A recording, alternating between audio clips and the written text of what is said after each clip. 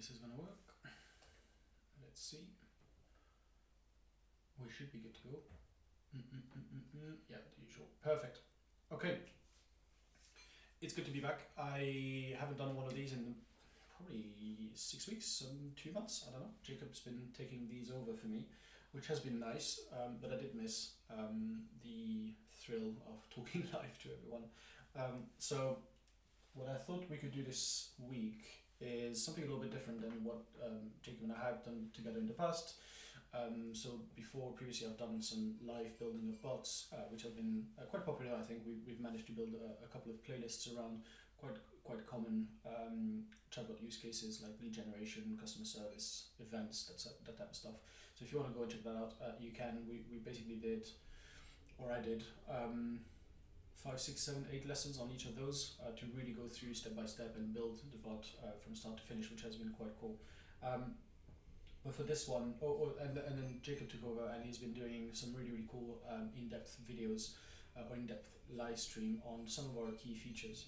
So I think if I'm not mistaken, he's basically going through this entire list of features here. So if you go to ubisend.com/features here, you'll see all of these, and there's a whole bunch of them as you can tell. So I think Jacob's working his way through that, and yeah, I haven't managed to catch all of them, but the ones I've seen were really good. So if you want to go back and have a look, you can go. They're all called, I think, deep dive, something like that. So you can go and have a look at that. But today Jacob's away, and so I'm taking this one over, and I thought we could do something a little bit different because I haven't been here for a little while. I thought we could do a live Q&A. I had the pleasure of going away for a few days last week. I was away for 3 days from the office, and over that time period, obviously I did receive quite a few emails from existing partners, potential partners, customers, etc., asking me all sorts of things about ubisend, what's happening, and I thought, well, I'm hosting this session in a week's time, or in a few days, so I'll just collect all of them and just answer them live on stream, or at least the ones that I think will be relevant for everyone. So obviously I've responded to everyone via email first, so these guys haven't been waiting around for a week and a half, but I thought that some of them were really relevant, and I thought we could go through them together. So hopefully this is kind of a fun format. If you do have any questions, obviously live, feel free to ask them as well. Completely fine doing that. So where to start? I guess I selected about 7 or 8 questions which I think will be relevant, and I guess let's just go through them. So the first question that we had was around Instagram. So what's happening with Instagram chatbots? Which is a really good question, very fair question. I think we talked about Instagram chatbots being almost ready to be released about 4 weeks, 5 weeks ago, and unfortunately we ran into some issues with Instagrams themselves. So that there was a bit of back and forth. When you actually make a channel available from a platform like ours, you do need to get a little bit of back and forth with the end mobile messaging application, in this case Instagram, and obviously Facebook in more general terms. And there was a lot of back and forth in terms of just coding and permissions and allowing your platform to connect, etc., etc. So it wasn't necessarily a smooth process, which is a bit annoying, but that's the way it is. So I guess the general announcement that I can make is that we'll actually make Instagram properly live tomorrow for everyone who already has access to the platform. So here I'm logged into the Sandbox account, which is basically an account that's essentially live for everyone. And as you can see, I have Instagram here as a channel. Now, if you already have a ubisend account, you might not see this yet because we do need to release this for everyone, which again is going to happen tomorrow. But it's really exciting. So I had a lot of playing around with Instagram over the weekend. There's a whole lot of things that are really cool. The first being that you can actually build an Instagram chatbot, which is kind of mind-blowing. We've been waiting for that for a very long time, and I know a lot of our partners have been waiting for that for a long time. A lot of your customers are quite popular on Instagram. I think there's something like 200 million consumers talking to businesses on Instagram every day, so there's a lot of enthusiasm for businesses just being active on Instagram, which obviously brings a lot of interactions for the businesses to have to deal with, and obviously that's a good opportunity for our partners to swoop in and automate some of those things.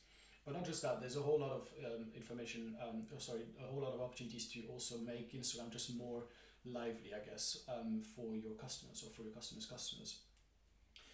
And so some of the ideas that we brainstorm with our partners, for instance, is to have stories that take the user to the DMs, getting them to send a specific keyword to trigger a very specific conversation, all that type of stuff. You can really be very branding oriented with Instagram, which is really cool. Some of the downsides of Instagram, I guess I should talk about that a little bit. So obviously Instagram is owned by Facebook, so you'd expect that Facebook Messenger and Instagram would have very similar features, and unfortunately they don't really. Some of the things that are possible on Instagram, on Facebook Messenger, are just not yet possible on Instagram. So if we go into our docs here, all of this will be updated going as soon as the Instagram is live. But we have this big piece of document here, big piece of documentation here, which basically talks about the compatibility of the 12 different message types that we have. So as you can see, we have standard messages, which is literally just plain text. We have quick replies with little buttons. We have carousels with this kind of swipe left and right with nice images. We have videos, we have progress, we have embedded, etc., etc. We have a whole, like I said, 12 message types. And unfortunately, not all channels really are compatible with all of them. In fact, most channels are compatible with maybe 4, 5, 6 of them, but obviously not all. Our channels, the channels that ubisend have developed, so the converse, the embedded, and the full page are obviously compatible for all of them. Like I said, unfortunately, if we go and look at, let's say, a video message, for instance, and we have a look at the compatibility here, oops, I misclicked. So compatibility of a video message, it's compatible through the widget, embedded chatbot, full page chatbot, perfect. Facebook Messenger, unfortunately, is not compatible, and as you can see, it's just not compatible with all of those, which is really, really disappointing. If we go and have a look at the action message, it is compatible with Facebook Messenger, although some of the things won't. You can only do up to 5 buttons, for instance. So it's really a case of figuring out what is compatible with the channels that your customers want you to use, and making sure that everything is built properly according to that.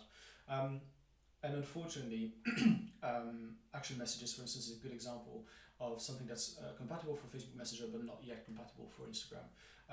So that's something that you'll have to be really careful about when you actually release your Instagram chatbot for the first time. Is if you're actually releasing this channel as a new channel on an existing bot, you might have to make some modifications. But it will all be part of this this documentation here. And I think the kind of last one I want to leave this on is I think it's fair to assume that Facebook are going to spend a lot of time and effort building up their Instagram channel integration. If you think about Facebook Messenger and that being as a chatbot channel, that happened in 2016, so almost 5 years ago now. And so they've had 5 years to develop the channel and make it really cool. So we need to give Instagram a little bit of time, is what I'm saying. So it's still very, very exciting, but just make sure that you read docs, make sure that you know what's compatible and what isn't, and just keep your ears to the ground. We'll obviously update you as soon as Instagram allow us to add more fun stuff through it. We'll obviously add that. So yeah, those of you who are on our list, you'll be aware tomorrow, Thursday, of the release, and just keep your ears to the ground. Cool. So that was one of the questions I had over the weekend, which is a really fair one. I had another question around WCAG. So WCAG is, what does it call? What does it stand for? I always forget. Web Content Accessibility Guidelines. So WCAG is basically making sure that the tools that you provide to your website users are accessible for everyone, or at least for the vast majority of people, including people with disabilities. And so some of that work has gone into the platform to make sure that this little chat widget here that we have, and that obviously people can put onto their website, this little widget goes onto people's websites, and we want to make sure that if the website is really compatible or WCAG compliant, we obviously need to be compliant as well. And so we took the broad approach of just going for AA compatibility, which is kind of the middle ground. 1A is obviously just kind of really basic stuff. AAA is really, really advanced, and we went for the middle ground. For now, that's we think the best solution. There might be a point at which we go further. And so we've had a few questions about the reasoning behind this. I think the reasoning is quite simple. We just want to make sure that everyone can use our chatbot, or your chatbot, or your customer's chatbot. We want to make sure that no one is left to the side or left unable to use the technology that you're building. So I think that's quite clear and quite simple. Really want to be inclusive. And then a lot of the other questions were, okay, well, what did you actually do? So I guess we can go through some of them. So um, what we've added, for instance, are more contrast to the messages. So if you look at this chat window here, some of the bubbles here, as you can see, they have this kind of shadow below it. I don't know if you can see that very well, but this basically really makes the chat bubble pop up a little bit. The reason for that is, we want to make sure that the bubbles are really well differentiated from the background and from other bubbles. We don't want any of the elements blurring together. People with sight impairment, for instance, they want to make sure that they can see each element really separately and clearly. So that's one of the things. Another thing that we've added is this ability to tab between items. So if I click out again, so you'll see here it's quite faint because I'm using this yellow bot, which doesn't really help, but which might not even be CAC compliant, these colors. We'll look at that in a minute.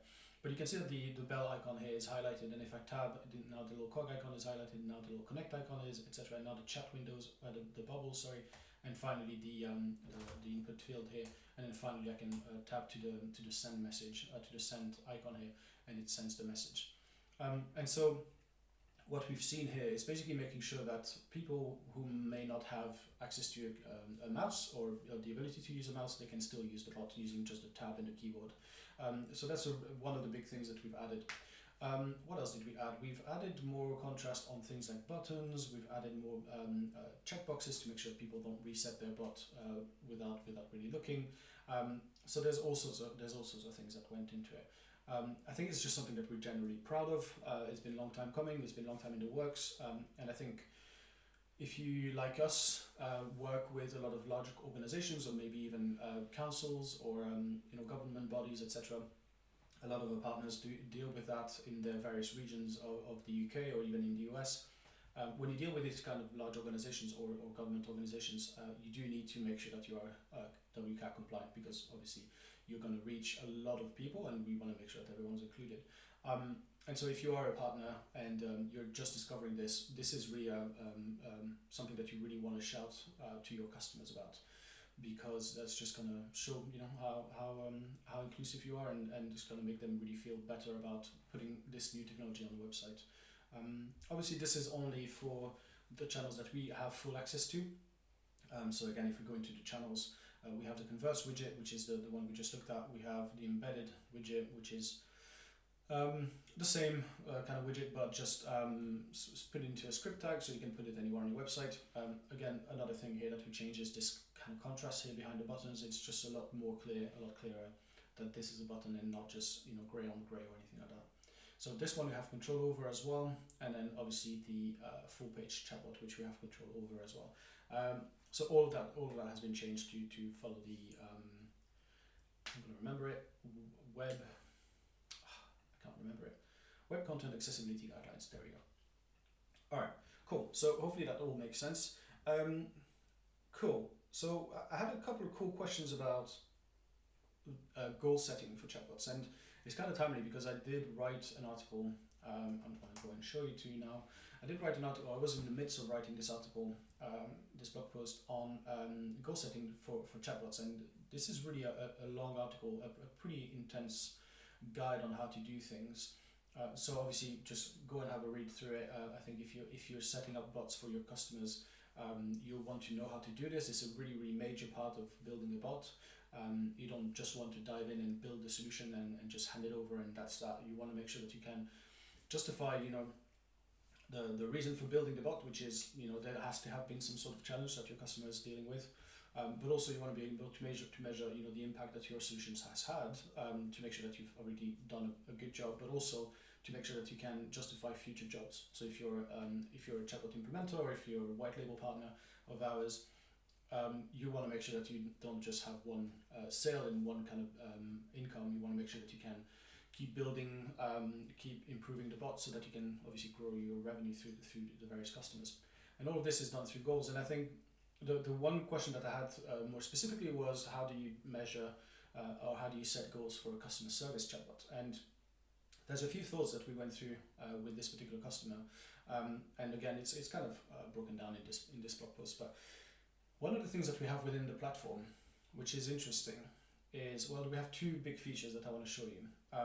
We have first we have this kind of fallback feature. I'm going to show you quickly. Well, not fallback, it's like I'm just trying to do three things at once, so I can't remember what I'm doing. So if I send a question, do you create chatbots, which is obviously an FAQ, in this instance, the bot is going to go and find out what I mean and then respond to the question, which is nice and easy. Well, now, what I could do is I could set up a follow-up, so what we call a follow-up. So if I go into FAQs, follow-up, and then I go in here, I can turn this on. And turning this on basically means that when when the bot responds with an FAQ, it's going to ask whether or not this answer was helpful for the user. So now that I've turned this on, I can go back to the bot. How do you create chatbots? So it's going to respond, but then it's going to send this, what's this helpful question? Yes, no. And so what this does here is that it allows the user, the chatbot user, to give us an indication of whether or not the answer was useful, which is obviously really, really good. If you're building a customer service chatbot, you want to make sure that customers are actually happy with the answers that they're getting. And this is one way of doing it. So if I'm saying, yep, perfect, that's great, the bot's going to say, glad I could help, feel free to ask any additional questions. Now if I send the same message again, so obviously it's going to send this, was this helpful again? And if I just say no, well, the chatbot can do, I'm sorry about that, would you like to help from a human? So it's going to try and capture still the user's intention, just kind of try and maybe hand them over to a human. So that's obviously a follow-up process, and that's the whole fallback process, which we don't necessarily need to go into at the moment. But the important feature that I wanted to show you here is that you can actually measure whether people are happy or not when they are getting answers from your chatbot. And so I would strongly suggest that for a customer service chatbot, or even for an HR kind of frontline chatbot, you want to turn this feature on early on. This is for two reasons. The first is obviously you want to start measuring this kind of yes or no very early on. You want to make sure that you keep an eye on that metric. It's a really important metric. The second is early on in the development and the release of your chatbot is when you really want to capture as much learning as possible. You don't want to let your brand new chatbot loose and just get loads and loads of people talking to it, and then 6 months down the line, oh yeah, we should turn this thing on that we never did. You're missing out on loads and loads of information. So you want to turn it on early, and I would suggest maybe turn it off after a few months. Once you're happy and once you know that your chatbot is actually performing quite well and you're not expecting many more changes to the way that people are actually engaging with your bot, I would suggest that you can turn it off. The reason that I suggest turning it off is because every single time you ask a question, as we'll see here, so it's sending the same, it's imagining that this was 3 different questions, one in a row. Every single time it's asking you, was this helpful? Which sometimes is, you don't really want to have that kind of extra message for the user that's a bit in their face. So what you can do is, once you're happy with it, you can just turn it off. And then if you bring a brand new topic or a brand new kind of set of FAQs later on, then turn it on again for a few weeks, see what happens. Okay, so that's thing number 1 that I wanted to show you, which will help you set goals for your customer service chatbot. We'll go back to how to actually benchmark it in a second. The second thing that I want to show you is, for those of you who use our platform, you're already aware of this obviously, but you can actually set up metrics. You can set up custom metrics within our platform. So if I go into the dashboard and I look at the metrics that this particular bot has, this is a demo bot, so it doesn't have any interactions or anything like that, which is why everything is at 0. But you can see that it has loads and loads of metrics, and some of them are, total messages, total conversations triggered, etc., etc. And then we have helpful FAQs, not helpful FAQs. So that's the one that we were just looking at. So when people hit the yes button, this metric increases by 1. When people hit the no button, this metric increases by 1. So it's super easy to use. But you'll also notice that we have other metrics. We have custom metrics here. We have SEO leads and PPC leads and PPC conversations, etc. So all of these are very specific to the bot that I'm creating here, which is kind of a marketing agency chatbot that's trying to generate leads. So it's not really about customer service, but it doesn't really matter for this example. What I'm getting at is you can actually create your own custom metrics as well.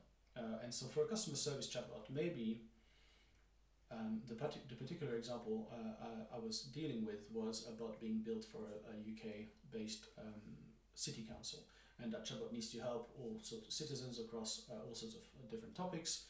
finding when bin collection is renewing their parking permits and all that sort of stuff that a council might do.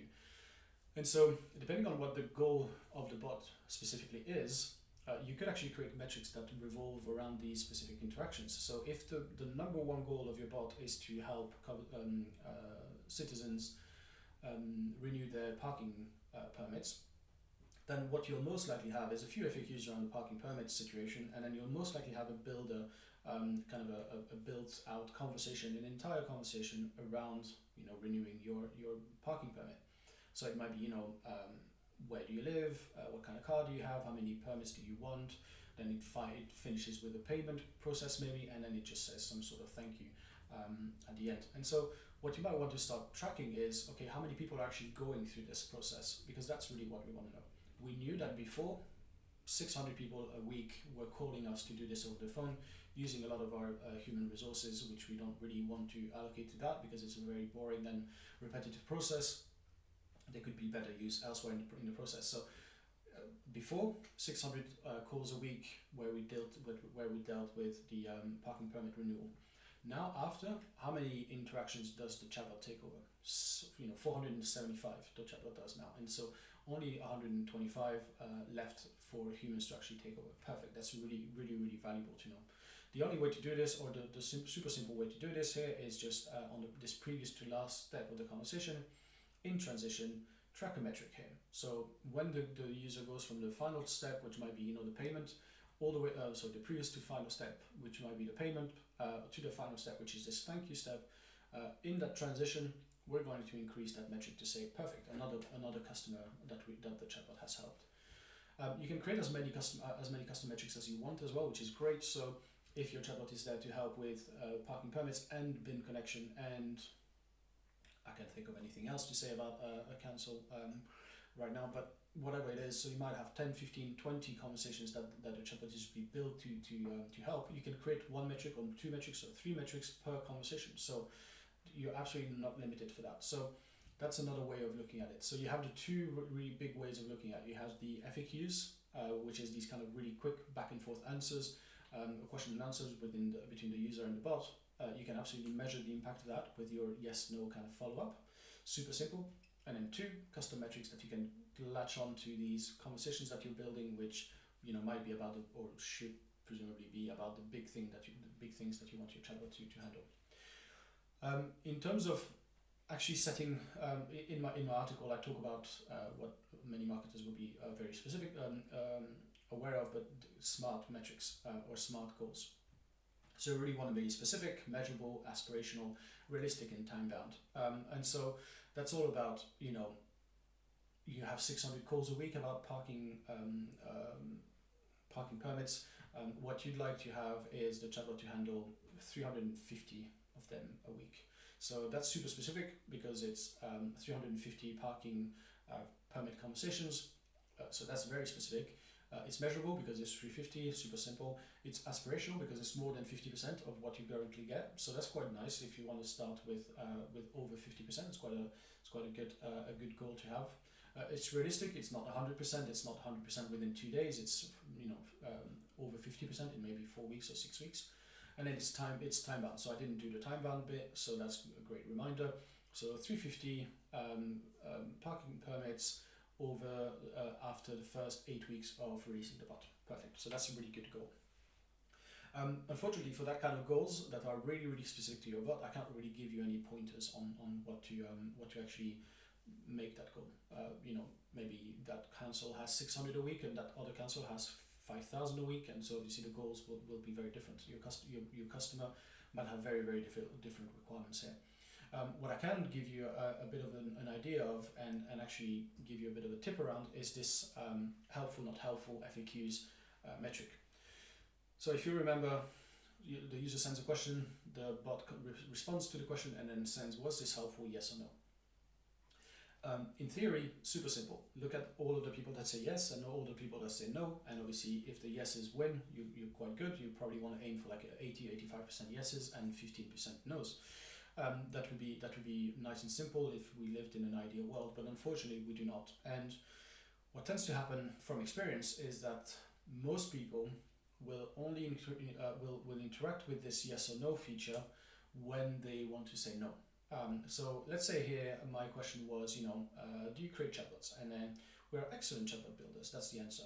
You can discuss your project. I can put you in touch with someone about our chatbot team. Now, if that was me and I asked this question and I received this answer, I'm like, perfect, cool. I'm gonna go on with my day. I can close this page. I can call them. I can do whatever it is that I need to do. If you have a customer service chatbot that says, when is the bin day in this area of my city, and the chatbot responds immediately with, it's Wednesday between 9 and 10 o'clock. Perfect. I don't need to do anything. Yeah, sure, it was helpful, but I probably already moved on as a user. I don't really care. I'm closing the chatbot window, closing the page, and I'm gone from the website.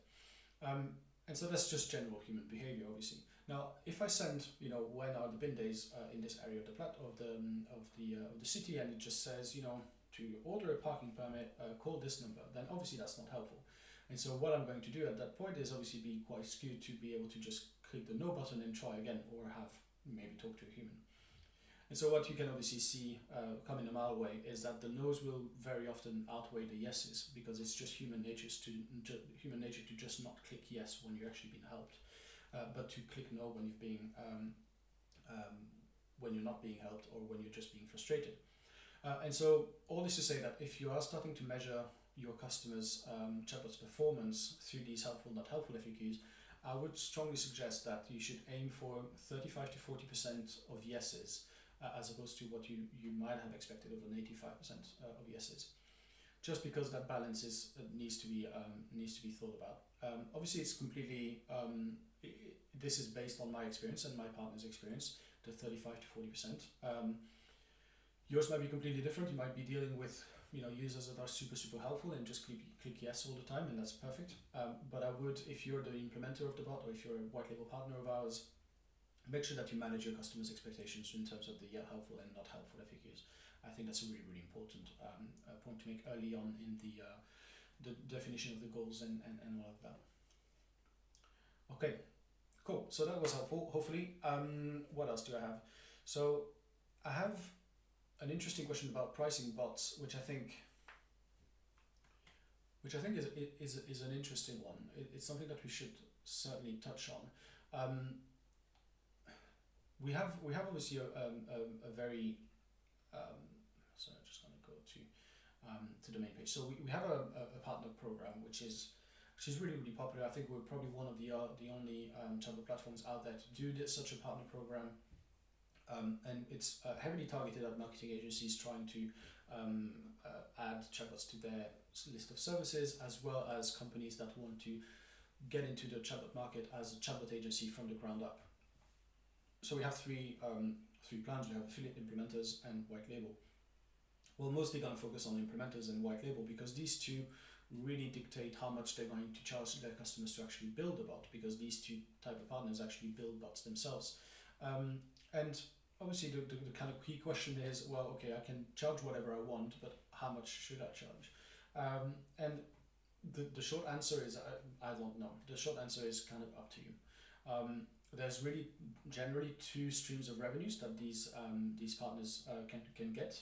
The first is implementing the solution, so that's a big kind of upfront or halfway upfront, half upfront, half upon delivery, but generally a big lump sum of revenue for just building the solution. So that's like, you can equate it to building a website. So if you went to a marketing agency and asked for a website to be built for your business, you'd probably end up paying, let's say, £10,000, and you'd probably pay 30% upfront for them to start the project, and then 70% at the end once they actually deliver you the pages and website. Pretty typical. So those two partners can do the same, and we really strongly suggest that they should as well. The second is generally a monthly license. Some of our partners actually take yearly licenses, but just something that really makes sure that the chatbot stays up, alive, and running.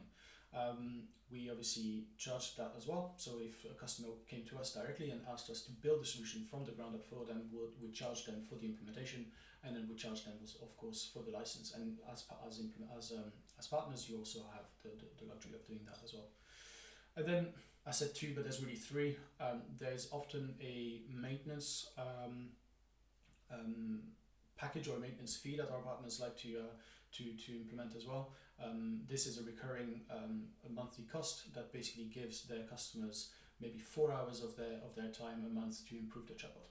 One of the great things about chatbots is they can always be improved. So there's training to be done, there's content to be added, there's FAQs, there's conversations, there's tweaking in the way that the chatbot looks, all sorts of things that can be improved every month. And so you can have this kind of retainer approach. So really these three streams of revenue. Now, what this really does is that obviously you have three streams of revenue, but no idea how to price any of them. So I'll give you a bit of an idea. So what we do at ubisend is we charge directly £300 per month for the license cost to the platform. So if you as a business came to us and said, I really want a chatbot and I want you guys to build it on your platform, we will charge you £300 per month. So that's our direct license cost. On top of that, for implementing the solution, we charge a £750 per day implementation fee. So if you came to us with a build that was, we deem would take us 10 days to build, we would charge 7,500, and we would probably do 50 up front, 50 at the end. 50% up front and 50% at the end. So those are our prices. Now, obviously, there's a few interesting tidbits here. The first is that as an implementer, I'll go back to the partner pages. So if you remember, we have implementers and we have white label partners. Implementers basically send, we set up the customers, your customer's license for you, and your customer pay us directly for this licensing fee. So this £300 a month, you have no control over. We pay that, we charge that, and we take that money. But you do have control over how much you're actually charging the implementation fee, which again, if they came to us, would be 700 a day. But you now are in charge of this, and we don't take any cuts of this. Which means that if you deal with smaller businesses, maybe 10 to 50 employees, something like that, and they can't afford 750 a day, maybe you can charge 450 a day. On average, our partners will probably are charging between 400 and 750 or 850 a day.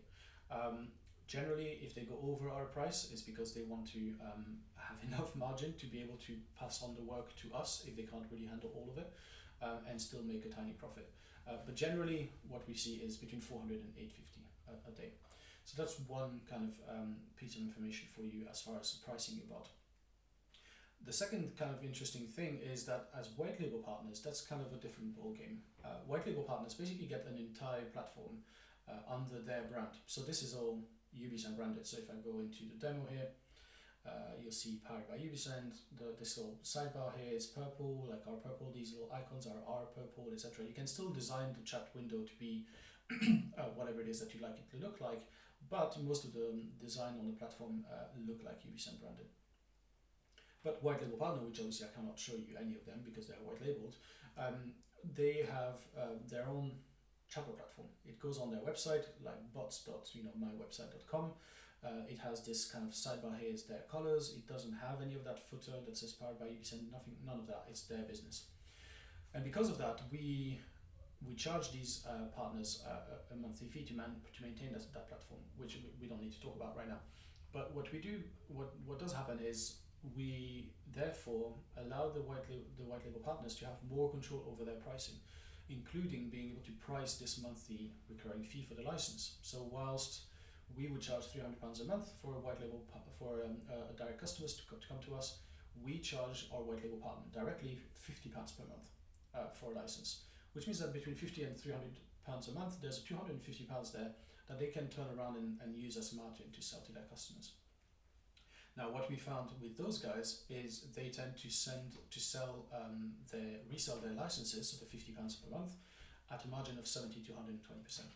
So that is between 80 and 120 pounds per month, more or less, just to make sure that they have a really nice and healthy margin there. So that gives you a second piece of information here.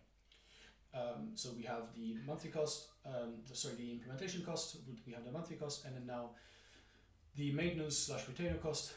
This one is the more complex to kind of think about. It really depends what kind of business you are. We have some solo entrepreneurs that maybe charge £40 an hour to get things done, and they maybe do a 4 hour or 5 hour a month kind of contract. We have much more established marketing agencies that will put the maintenance of the bot as part of all of the other services that they do a month, like social media shares and also content writing, etc. And that might be part of a £5,000 a month package. So that's kind of more up to you. Unfortunately, I can't really give you much of an insight into that. But hopefully this gives you an idea of the kind of prices you can get away with as being a partner of the ubisend platform. Now, obviously, the final question you probably have is, perfect, I'm going to go with £500 a day and £90 a month for the license, and I'll be a white label partner. How do I price when a customer comes to me and says, I want a chatbot, customer service chatbot, and he needs to do XYZ? How do I decide how many days it's going to take me? Well, again, we can't really tell you that. Once you become a partner, you go through training lessons, potentially with me, potentially with a colleague. And obviously, depending on how well you pick up the pace and how well you learn the platform, how much you dig into the features and the documentation, and how well you learn the platform, you'll be able to work much faster. And so depending on that, you can decide, all right, well, I'm just going to charge a little bit less because I know I can work faster, and I'm going to churn out these builds really quickly. Or you become really super expert, and you're incredible at using the platform. You build chatbots really well, and so you can afford to charge £1,000 a day because you're this expert in the niche that you've decided to go after. I would generally try and break up the build a little bit and just say, okay, well, what does the build entail? How many FAQs do I need to set up? How many specific conversations do I need to set up? How many channels do I need to set up? And how many integrations do I need to set up? Finally, maybe how many languages if you're dealing with customers that work with multiple languages. So you really want to work through, again, sorry, wrong button. So how many FAQs am I setting up here? 100, 200, 500, 1,000? That's going to take a lot of time, or that's going to take time in general. How many conversations am I building here? 10, 15, 20, 50? If you're building 50 conversations, that's quite a lot of conversations, probably going to take you 4 or 5 days. So you want to think about that. Where is this chatbot going to live? Is it going to live on a website, which means that I need to design the bot? Is it going to live on Facebook Messenger, which means I can literally do 2 clicks? Depends a lot. And then finally, how will this chatbot integrate with anything? 1, 2, 3, 10 integrations might be a lot. Generally, think of 1 integration, 2 days per integration maybe is kind of a good ballpark to aim for. So yeah, there's all sorts of things to think about. Now, obviously, I kind of went through all of this now over the course of this live stream. But if you are interested in becoming a partner, you can just go to ubisend.com/partners, and then you'll most likely speak to me or someone from my team. And we have all sorts of worksheets that basically allow you to figure out how much time it's going to take you to build a bot, or at least give you a really strong indication of how much time you'll have to spend on it. And then you can just simply multiply that by your day rate, and you're pretty much good to go. So hopefully that was helpful. We went through really the three pricing structures here that I think should be interesting. Okay, I had like 3 more, but I think I'll just do 1 more or else I'm just going to talk for 4 hours. So which one should I pick? I have them written down here. What's coming next, I guess, is the main one. I think is kind of interesting. Okay, so we have a few things that are coming next, which are, I'd say, very exciting. So I'll go through 3 of them because or else again we'll be here for 2 hours. The first is a really small one, but I think it's kind of cool, and it's interesting because it's been asked of us once or twice before by direct customers. And then, so we built the feature because we thought it was quite cool. And then recently, as we're actually building the feature, a lot of our partners are asking about it as well, which is kind of cool. It's really interesting. So the feature itself is, as I'm navigating here through the website, this is the ubisend website. So if I go on the features page, you'll notice that the chatbot here is in the bottom right of the screen, and it's not engaged with. If I go on learn and I go on partners, and again it's here at the bottom right, it's not engaged with. It has a CTA, but it's not open. If I open this bot and I start talking to it, blah blah blah. So I opened it, I'm talking to it, and then I go to our pricing page or our feature page. The bot again is closed, it's at the bottom right of the screen, and it's not being engaged with. Now, some of our partners and some of our customers, what they really wanted is to ensure that when customers land on a very specific page, let's say the pricing page, the bot actually doesn't sit there in the bottom right being all passive, albeit using a CTA, that the bot automatically opens as you land on the page and engages with the user. So it's just kind of a eye-catching feature. So this is coming actually tomorrow as well, or Thursday, sorry. This is coming as well. So you'll be able to basically go into Engage channel, and obviously this only works with the Converse widget. And then in these options here, there's going to be a new option here, which basically allows you to use all of these conditionals again to be able to build exactly the conditions for which that the chatbot will follow to actually be open on specific pages or not, or after a specific number of pages being viewed, or all sorts of things. You can really use all of these events here to build exactly what you'd like to see. And so, yeah, you'll be able to do that, which I think is quite cool. I think it's nice for engagement. I'm curious to see what our biggest accounts will, how that's going to really affect the engagement with their bot. I think if you're quite strategic with it and you place these kind of rules on pages like the feature page or maybe a product end page, that could be really, really interesting to have a look at. And I'd be really interested if you set this up for your customers. I'd love for you to give me some feedback on how much more engagement your chatbot is getting once it does that. So that's feature number one. Feature number two, we're going through a pretty major revamp of the features. Some of them will go live tomorrow, maybe in 2 weeks, where we're basically adding live metrics, so you'll be able to see how many people are actually talking to your chatbot at the moment, which is quite cool. So it's a bit like if you use Google Analytics, you can see your active users on your website, or active visitors, sorry. You can see you'll be able to see your active users through the bot and your active users through live chat as well, which I think is really cool.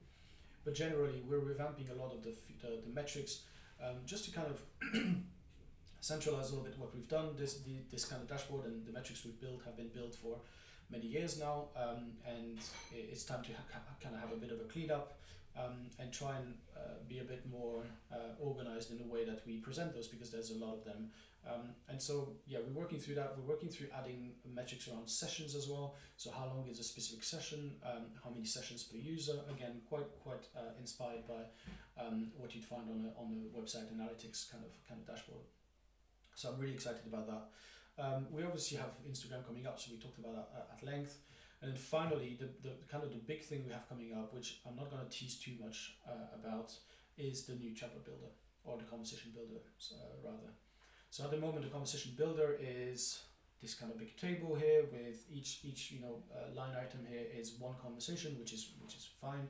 And then when you go into the conversation builder, you can see that it's quite static. So it goes from top to bottom, which is fine. We're going to keep that. But then to add new steps, you kind of have to use these big buttons to add new steps, and you can add steps in the middle, but it's not very visual. It's not very user friendly. I think you need to know how the platform works quite well to be able to build this. And obviously it's fully functional. It's not bad at all, but it could use a little bit of a revamp. And so that's what we've been working on in the background. A couple of our developers have been focusing on this pretty much full time to just make it a lot more user friendly. And so what you'll now be able to do is drag and drop elements into the frame, drag and drop steps from one to the next, so you don't have to mess around with postbacks and things like that. Just going to be more visually pleasing. You'll be able to zoom in and out of the page to be able to see your entire conversation, or zoom into specific places. All sorts of things that just really going to make your life a lot easier. The functionalities in the background, in the back end of the bot, for those of you who kind of work on SaaS products, the functionalities themselves are not going to change. So you can still build all of the amazing stuff that you can build currently with our chat or our builder, but it's just going to be a bit more user friendly for those of you who would like to be able to drag and drop things. And I'm super excited about it. So those are the I said 3, but I actually went for 4. So being able to open a bot upon landing on a page, Instagram, metrics, and conversation builder. So those are the next kind of 4 big things that are coming up. Okay, so that was about a 45-minute Q&A. Hopefully that was helpful. It's kind of exciting to do this. I think I might try and do this once a month or once every 6 weeks to kind of give you an update on what's been going on and answer your questions. If you have any questions that wasn't answered today, feel free to email me at alex@ubisend.com. I'll be able to I'll be happy to answer all of your questions, or just drop a comment on YouTube, and we know we pick those up all the time. Make sure to subscribe to the channel so you can know when we next go live. I think next week Jacob's going to pick over again. Yeah, we'll try and do this another time. If you have any questions, send them across, and I'll answer them here and on live stream if they're interesting for everyone. All right, cool. Have a good afternoon, everyone, and see you very soon.